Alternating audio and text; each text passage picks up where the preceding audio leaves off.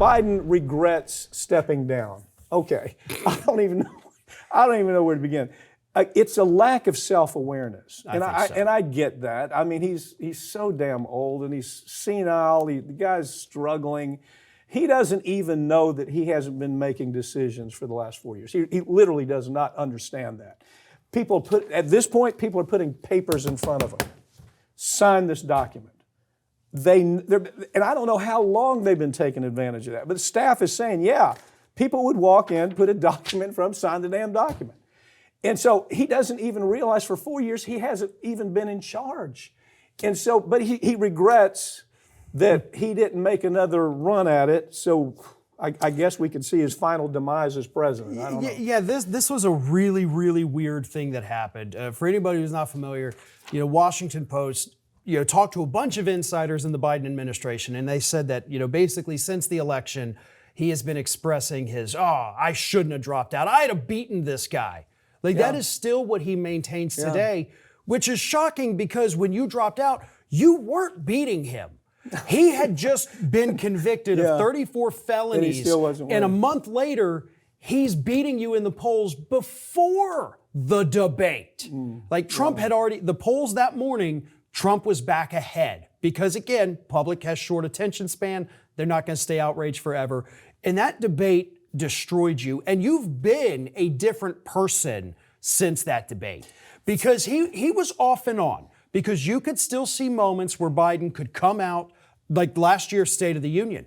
Remember, Republicans were furious. Yes. He has energy. What's going on? Yes. And then there were times where you could see it a little bit. But ever since that debate, he has not been on again. They had him so juiced up. I swear to you, they did. They were injecting juice in his butt, 30 minutes before he went on. And so we saw that and said, well, maybe he's okay. No, the guy was, he was juiced up.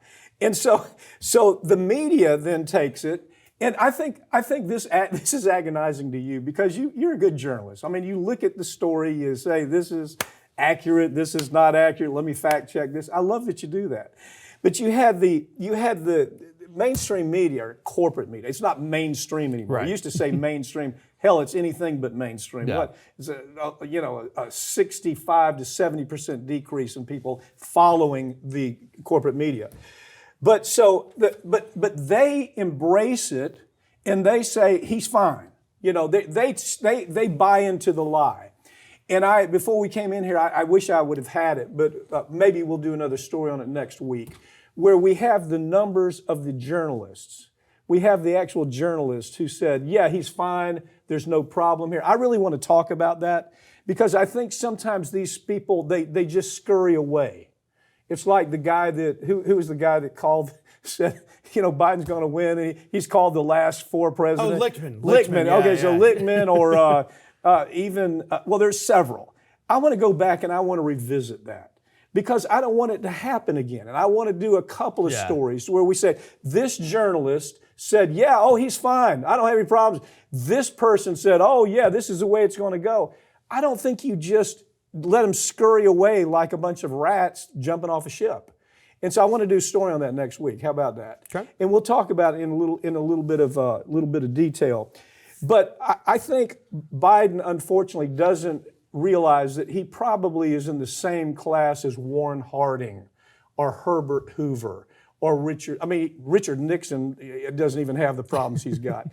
But he doesn't understand he's going to be regarded as the worst president, in history. I don't think you come back from that, especially with what he's doing in these last days. And I feel like Dragon Lady is Jill.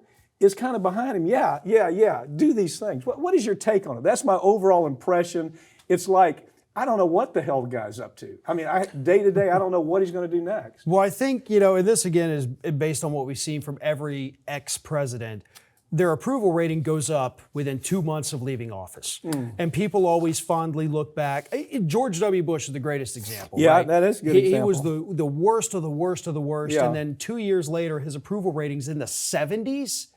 Yeah. He never got that during his administration. But you know why?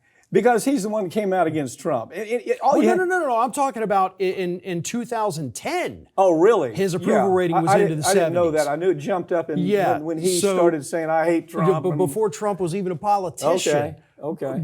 And so the same thing will happen with Biden as it typically does. The bad ends up getting overlooked. You know, the person themselves. Jimmy Carter, I think, is a perfect example of that. We're seeing that right now. Was he a great president? Not necessarily. Was he a good person after he left office? Hell yeah, he's probably the best ex-president we've ever had. I would have to agree with you on that. And so I don't know that Biden obviously is going to spend the next 50 years building Habitat for Humanity houses, but people will look back more fondly maybe than they should, depending on your views of it, but that's what happened to Trump. His approval rating went up after he left office. My point is, I guess my point, the only distinction that I feel comfortable making with what you just said is there's some different things happening with this president. People, they're kind of things you remember longer. Even though it's kind of hard to forget that Bush killed 1 million people in Iraq based on a lie. He and Cheney did that. Maybe the American public's forgotten that. And maybe they will forget these crazy moves that Biden is making in this last little part of his presidency because he looks like a crazy man. And maybe they'll forget that. And he won't be, but still, we still call Warren Harding or Herbert Hoover the worst presidents. He's going to be somewhere in that list, is what I'm trying to say. Well, and I do think, obviously, you know, with the way he is, with what we saw in the debate, him saying that he regrets dropping out, it wasn't the person. It was not the personality that lost the election. It was the issues. The issues would not have changed if it were Biden or if it were Harris or if it were Gavin Newsom. The issues remain the same. The talking points remain the same. I mean, Harris kept all of his campaign people. They were dead on arrival because they lost on the issues. I know this is probably overkill, but we talk honestly on this show. I'm not kidding. In the last 2 months, I have been freaked out that this guy's in the White House. I really have been, because I don't know what's being put in front of him. I don't know what kind of decision-making he's involved with. I don't know what would happen if he really has to man up and be a president.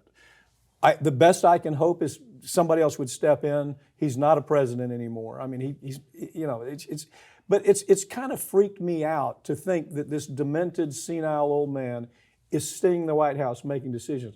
I don't think I'm alone in that, and I've been concerned about it. So maybe we're close enough to where now we have a new president that I don't feel that much better about, but at least he's walking around and he's not bumping into things at this point. That's the best I can put on it.